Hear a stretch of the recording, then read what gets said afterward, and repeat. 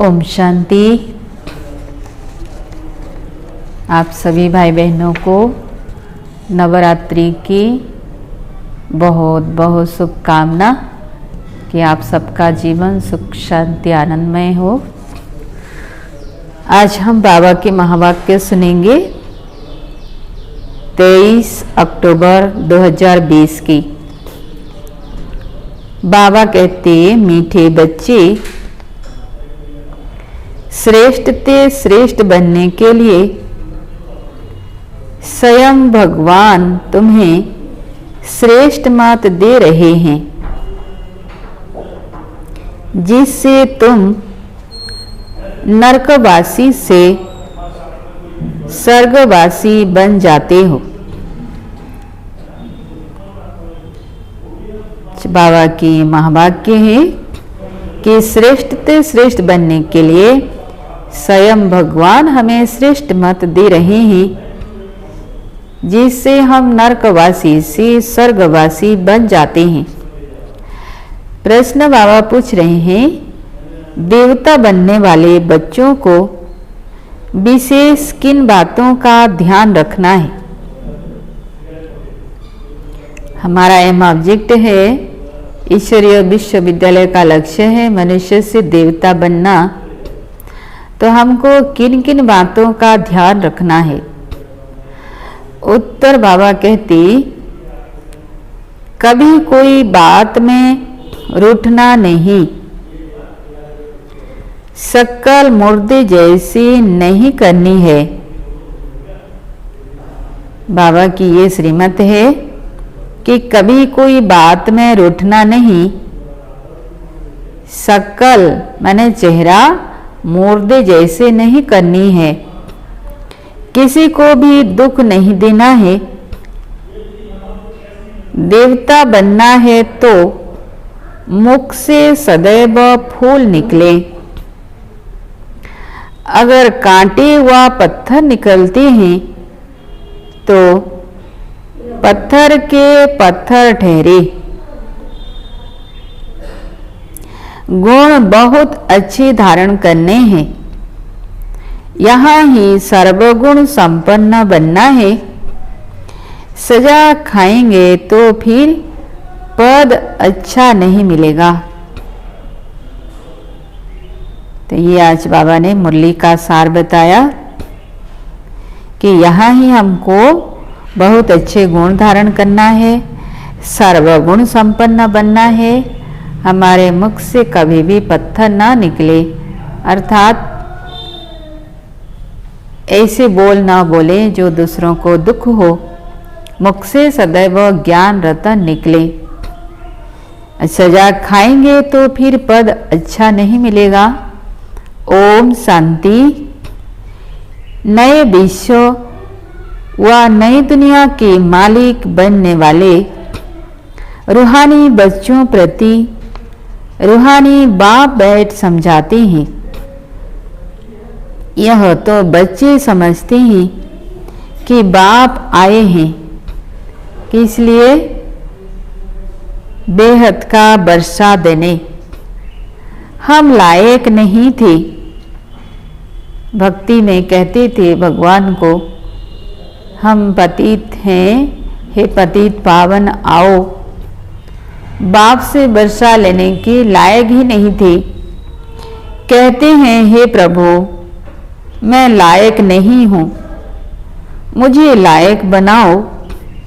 बाप बच्चों को समझाते हैं, तुम मनुष्य तो हो, यह देवताएं भी मनुष्य हैं, परंतु इनमें दैवी गुण हैं। इन्हों को सच्चा सच्चा मनुष्य कहेंगे। सच्चा सच्चा मनुष्य किनको कहेंगे? देवी देवताओं को, क्योंकि इनमें दैवी गुण है। मनुष्यों में आश्रय गुण होते हैं तो चलन जानवरों मिसल हो जाती है। दैवी गुण नहीं है तो उनको आश्रय गुण कहा जाता है। अब फिर बाप आकर तुमको श्रेष्ठ देवता बनाते हैं। सचखंड में रहने वाले सच्चे सच्चे मनुष्य यह लक्ष्मी नारायण हैं। इन्हों को फिर देवता कहा जाता है। इन्हों में दैवी गुण है। बल गाते भी हैं, हे पतित पावन आओ।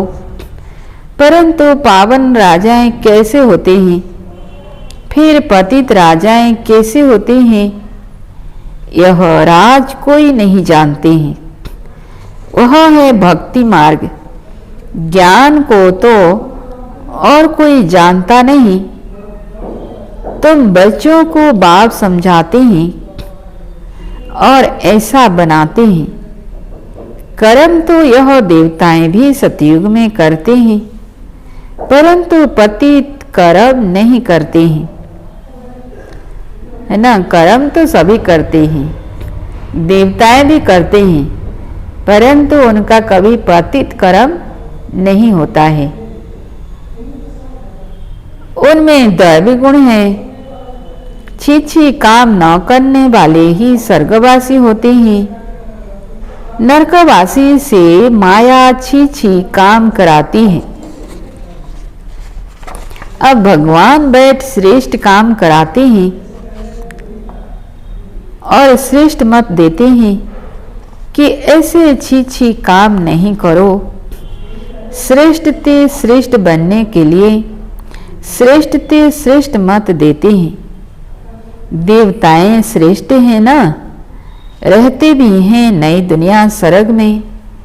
यह भी तुम्हारे में नंबरवार पुरुषार्थ अनुसार जानते हैं कि इसलिए माला भी बनती है 8 की व 108 की करके 16,108 की भी कहीं। वह भी क्या हुआ, इतने करोड़ मनुष्य हैं, इनमें 16,000 निकले तो क्या हुआ। बाबा कहते 1/4% भी नहीं। बाप बच्चों को कितना ऊंच बनाते हैं, रोज बच्चों को समझाते हैं कि कोई भी विक्रम नहीं करो। तुमको ऐसा बाप मिला है तो बहुत खुशी होनी चाहिए। तुम समझते हो कि हमको बेहद के बाप ने एडॉप्ट किया है, हम उनके बच्चे बने हैं। बाप है स्वर्ग का रचता, तो ऐसे स्वर्ग का मालिक बनने के लायक सर्वगुण संपन्न बनना पड़े। यह लक्ष्मी नारायण सर्वगुण संपन्न थे, इन्हों के लायक की महिमा की जाती है। फिर 84 जन्मों के बाद 9 लायक बन जाते हैं। एक जन्म भी नीचे उतरे तो जरा कला कम हुई, ऐसे धीरे धीरे कम होती जाती है। कला कम होते होते कलयुग के अंत में पूरा 9 कला हो जाती है। जैसे ड्रामा भी जो मिसल चलता है ना, तुम भी धीरे धीरे नीचे उतरते हो तो 1250 वर्ष में 2 कला कम हो जाती है। फिर रावण राज्य में जल्दी जल्दी कला कम हो जाती है, ग्रहण लग जाता है। जैसे सूर्य चांद को भी ग्रहण लगता है ना, ऐसे नहीं कि चंद्रमा सितारों को ग्रहण नहीं लगता है, सबको पूरा ग्रहण लगा हुआ है। अब बाप कहते हैं याद से ही ग्रहण उतरेगा, कोई भी पाप नहीं करो। पहला नंबर पाप है देह अभिमान में आना, यह कड़ा पाप है। बाबा कहते देह अभिमान में आने से ही सारे विकार आ जाते हैं, तो सबसे बड़ा पाप है देह अभिमान में आना। बच्चों को इस एक जन्म के लिए ही शिक्षा मिलती है, क्योंकि अभी दुनिया को चेंज होना है। फिर ऐसे शिक्षा कभी मिलती नहीं। बैरिस्टरी आदि की शिक्षा तो तुम जन्म जन्मांतर लेते आए हैं, स्कूल आदि तो सदा है ही। यह ज्ञान एक बार मिला बस। ज्ञान सागर बाप एक ही बार आते हैं, वह अपना और अपनी रचना के आदि मध्य अंत की सारी नॉलेज देते हैं। बाप कितना सहज समझाते हैं। तुम आत्माएं पाठधारी हो, आत्माएं अपने घर से आकर यहाँ पाठ बजाती हैं। उनको मुक्ति धाम कहा जाता है। स्वर्ग है जीवन मुक्ति, यहाँ तो है जीवन बंद। यह अक्षर भी यथार्थ रीति याद करते हैं। मोक्ष कभी होता नहीं।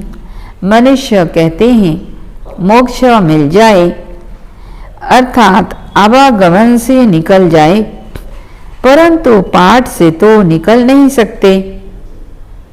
बाबा कहते कि पाठ से कभी कोई निकल नहीं सकते। यह अनादि बना बनाया खेल है। वर्ल्ड की हिस्ट्री ज्योग्राफी हूबहू रिपीट होती है। सतयुग में वही देवी देवता आएंगे, फिर पीछे इस्लामी बौद्धि आदि सब आएंगे। यह ह्यूमन झाड़ बन जाएगा। इनका बीज ऊपर में है। ह्यूमन झाड़ का बीज कौन है? परम पिता परमात्मा, जो परम धाम निवासी है। बाप है मनुष्य सृष्टि का बीज रूप। मनुष्य सृष्टि तो है ही, परंतु सतयुग में बहुत छोटी होती है, फिर धीरे धीरे बहुत वृद्धि होती जाती है। अच्छा, फिर छोटी कैसे होगी? बाप आकर पति से पावन बनाते हैं, कितने थोड़ी पावन बनते हैं। कोटों में कोई निकलते हैं, आधा कल्प बहुत थोड़े होते हैं। आधा कल्प में कितनी वृद्धि होती है। तो सबसे जास्ती संप्रदाय उन देवताओं की होनी चाहिए, क्योंकि पहले पहले यह आते हैं, परंतु और धर्मों में चले जाते हैं, दूसरे दूसरे धर्म में कन्वर्ट हो गए हैं, क्योंकि बाप को ही भूल गए हैं। यह है एकच भूल का खेल, भूलने से कंगाल हो जाते हैं। बाबा कहते हैं कि बाप को भूलने से कंगाल हो जाते हैं, और जब बाप को जानते हैं तब साहूकार बन जाते हैं। भूलते भूलते एकदम भूल जाते हैं। भक्ति भी पहले एक की करते हैं, क्योंकि सर्व की सद्गति करने वाला एक है। फिर दूसरे किसी की भक्ति क्यों करनी चाहिए? जब भगवान एक है, सद्गति करने वाला एक है, तो फिर बाकी दूसरे की भक्ति क्यों करनी चाहिए? इन लक्ष्मी नारायण को भी बनाने वाला तो शिव है ना, कृष्ण बनाने वाला कैसे होगा? यह तो हो नहीं सकता। राजयोग सिखलाने वाला कृष्ण कैसे होगा? यह तो है सतयुग का प्रिंस, वह तो है सतयुग का प्रिंस। कितनी भूल कर दी है। सतयुग का प्रिंस श्री कृष्ण को द्वापर युग में ले गए। बुद्धि में बैठता नहीं है। अब बाप कहते हैं मुझे याद करो और दैवी गुण धारण करो। कोई भी प्रॉपर्टी का झगड़ा आदि है तो उनको खलास कर दो। झगड़ा करते करते तो प्राण भी निकल जाएंगे। बाबा कहती आजकल जो घर घर में झगड़ा हो रहा है प्रॉपर्टी के लिए, जमीन के लिए, मकान के लिए, तो बाबा कहते वो सब समाधान करो, खलास कर दो, नहीं तो झगड़ा करते करते तो प्राण भी निकल जाएंगे। बाप समझाते हैं इसने छोड़ा तो कोई झगड़ा आदि थोड़े ही किया।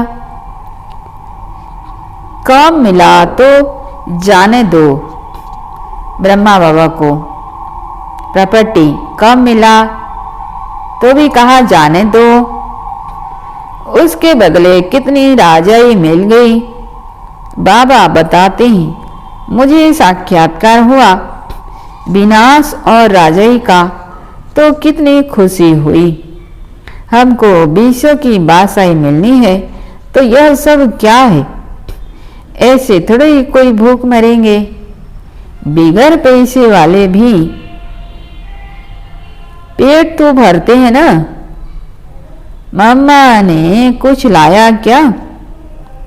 कितना मम्मा को याद करते हैं। बाप कहते हैं याद करते हो, यह तो ठीक है, परंतु अभी मम्मा के नाम रूप को याद नहीं करना है। बाबा कहती मम्मा के नाम रूप को याद नहीं करना, उनके गुणों को भले याद करो। हमको भी उन जैसे धारणा करनी है। हम भी मम्मा जैसे अच्छा बनकर गद्दी लायक बने। सिर्फ मम्मा की महिमा करने से थोड़ी ही हो जाएंगे। बाप तो कहते हैं माँ में कम याद करो, याद की यात्रा में रहना है। मम्मा जैसा ज्ञान सुनाना है। मम्मा की महिमा का सबूत तब हो जब तुम भी ऐसे महिमा लायक बनकर दिखाओ। सिर्फ मम्मा मम्मा कहने से पेट नहीं भरेगा। बाबा क्या कहते हैं, सिर्फ अगर मम्मा मम्मा कहेंगे, रट लगाएंगे तो पेट नहीं भरेगा। लेकिन ये लक्ष्य रखो कि मुझे मम्मा जैसा बनना है, मम्मा जैसा ज्ञान धारण करनी है।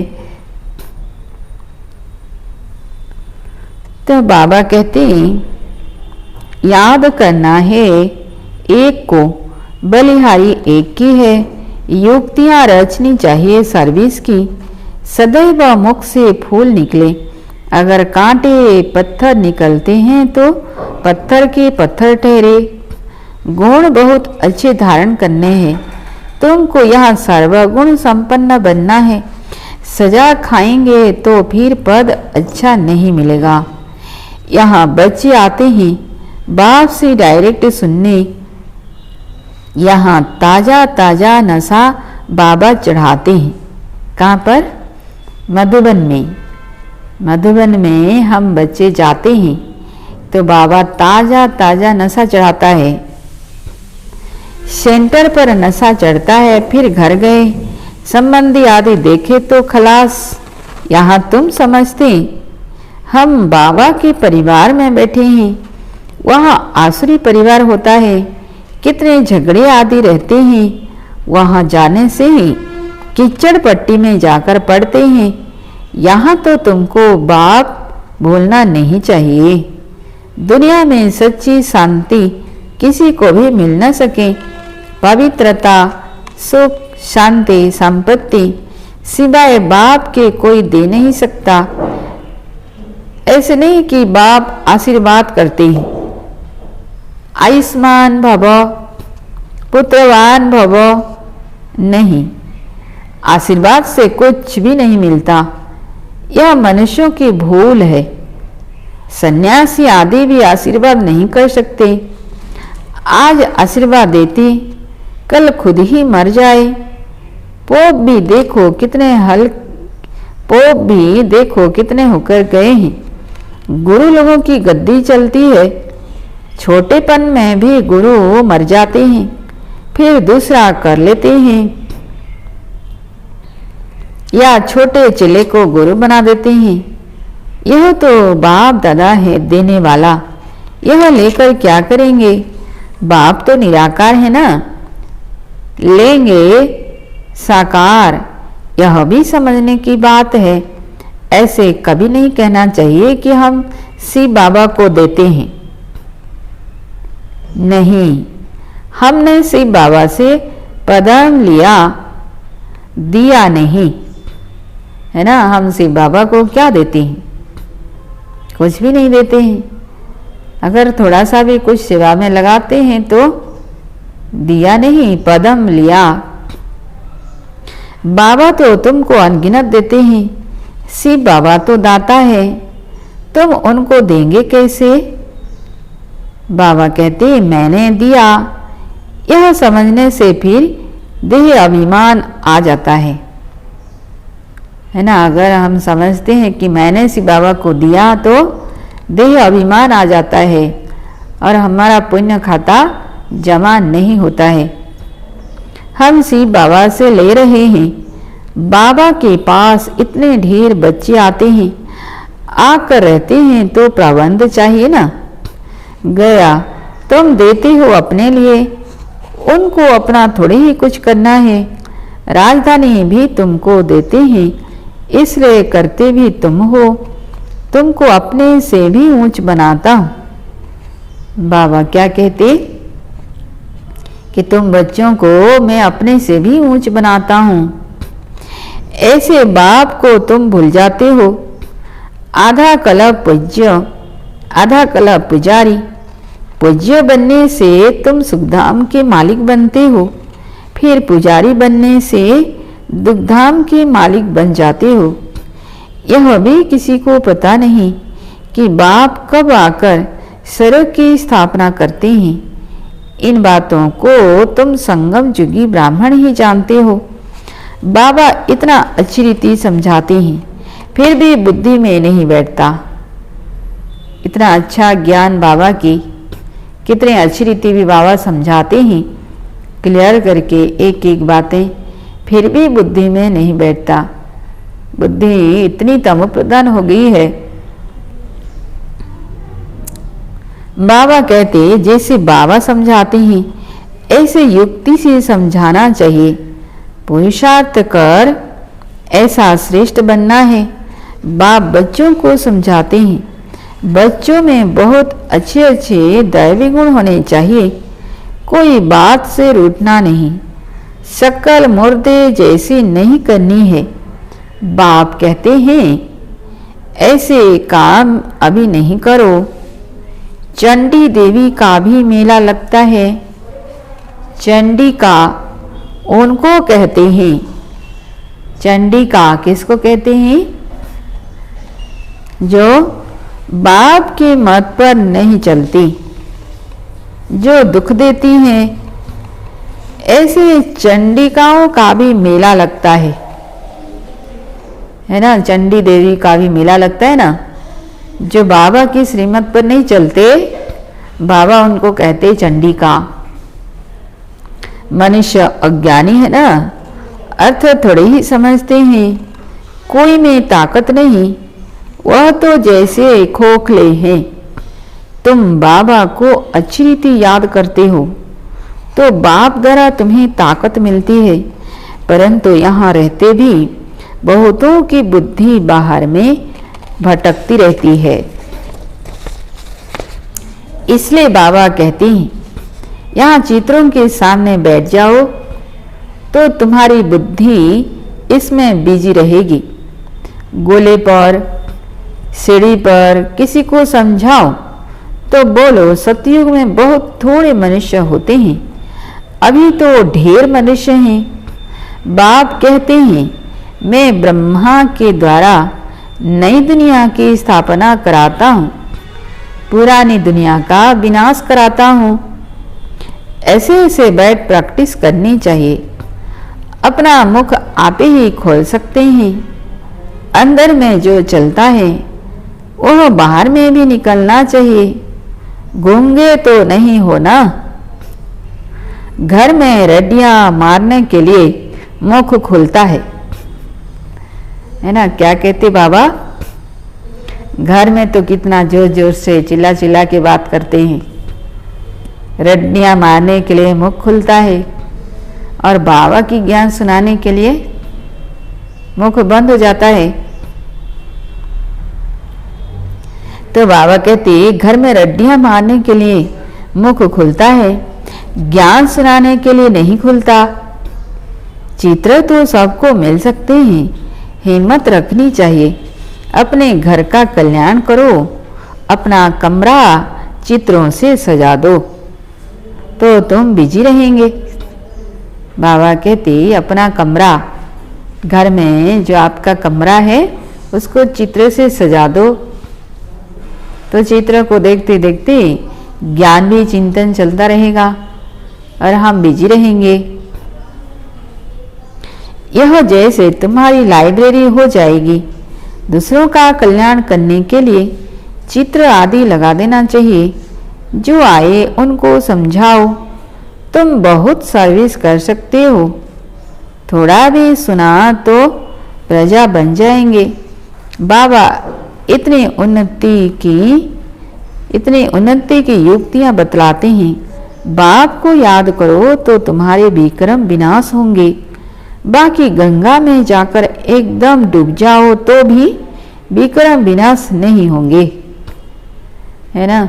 गंगा पानी में जाकर पूरा डूब जाओ, डूब के मर जाएंगे तो भी विक्रम विनाश नहीं होंगे। ये तो ज्ञान की गंगा है। ज्ञान गंगा में डुबकी लगाओ तो आत्मा की जन्म जन्मांतर के विक्रम विनाश होंगे। यह है अंधश्रद्धा। हरिद्वार में तो सारे शहर का गंध आकर गंगा में पड़ता है। सागर में कितना गंध पड़ता है। नदियों में भी किचड़ा पड़ता रहता है। उससे फिर पावन कैसे बन सकते? माया ने सबको बिल्कुल बेसमझ बना दिया है। बाप बच्चों को ही कहते हैं कि मुझे याद करो। तुम्हारी आत्मा बुलाती है ना, हे पतित पावन आओ। वह तुम्हारे शरीर का लौकिक बाप तो है। घर में सभी का पतित पावन एक ही बाप है। अभी हम उस पावन बनाने वाले बाप को याद करते हैं। जीवन मुक्ति दाता एक ही है, दूसरा न कोई। इतनी सहज बात का अर्थ भी कोई समझते नहीं है ना। बाबा कितनी सहज बातें समझाते हैं, फिर भी मनुष्य इतना पतित बन गए हैं जो समझते नहीं। अच्छा, मीठे मीठे से किलधे बच्चों प्रति मात पिता बाप दादा का याद प्यार और गुड मॉर्निंग। रूहानी बाप की रूहानी बच्चों को नमस्ते। हम रूहानी बच्चों की रूहानी बाप दादा को याद प्यार गुड मॉर्निंग और नमस्ते। बाबा नमस्ते, शुक्रिया बाबा शुक्रिया। धारणा के लिए मुख्य सार। पहला पॉइंट, मुख से ज्ञान रतन निकालने की प्रैक्टिस करनी है। कभी मुख से कांटे व पत्थर नहीं निकालने हैं। अपना और घर का कल्याण करने के लिए घर में चित्र सजा देने हैं, है ना। अपना और घर का कल्याण करने के लिए घर में चित्र सजा देने हैं। उस पर विचार सागर मंथन कर दूसरों को समझाना है, बिजी रहना है। दूसरा पॉइंट, बाप से आशीर्वाद मांगने के बजाय उनके श्रेष्ठ मत पर चलना है ना। बाबा किसी को आशीर्वाद नहीं करते, तो आशीर्वाद मांगने के बजाय उनके श्रेष्ठ मत पर चलना है। बलिहारी सी बाबा की है, इसलिए उन्हें ही याद करना है। यह अभिमान न आए कि हमने बाबा को इतना दिया, है ना। कभी भी अभिमान नहीं आना चाहिए कि हमने बाबा को तो इतना दिया। तो हम देते क्या है बाबा को? देते नहीं, हम तो पदम लेते हैं। वरदान है आज बाबा की, विश्व कल्याणकारी की ऊंची स्टेज पर स्थित रह। विनाश लीला को देखने वाले साक्षी दृष्टा भव। विश्व कल्याणकारी की ऊंची स्टेज पर स्थित रह। विनाश लीला को देखने वाले साक्षी दृष्टा भव। विस्तार में, अंतिम विनाश लीला को देखने के लिए विश्व कल्याणकारी की ऊंची स्टेज चाहिए। बाबा कहते, अंतिम विनाश लीला को देखने के लिए कौन सा स्टेज चाहिए? विश्व कल्याणकारी की ऊंची स्टेज चाहिए। जिस स्टेज पर स्थित होने से देह के सर्व आकर्षण अर्थात संबंध, पदार्थ, संस्कार, प्रकृति के हलचल की आकर्षण समाप्त हो जाती है। जब ऐसे स्टेज हो तब साक्षी दृष्टा बन ऊपर की स्टेज पर स्थित हो शांति की शक्ति की किरणें सर्व आत्माओं के प्रति दे सकेंगे। यह है बाबा की वरदान। स्लोगन है, ईश्वरीय शक्तियों से बलवान बनो तो माया का फोर्स समाप्त हो जाएगा। ईश्वरीय शक्तियों से बलवान बनो तो माया का फोर्स समाप्त हो जाएगा। अच्छा, ओम शांति।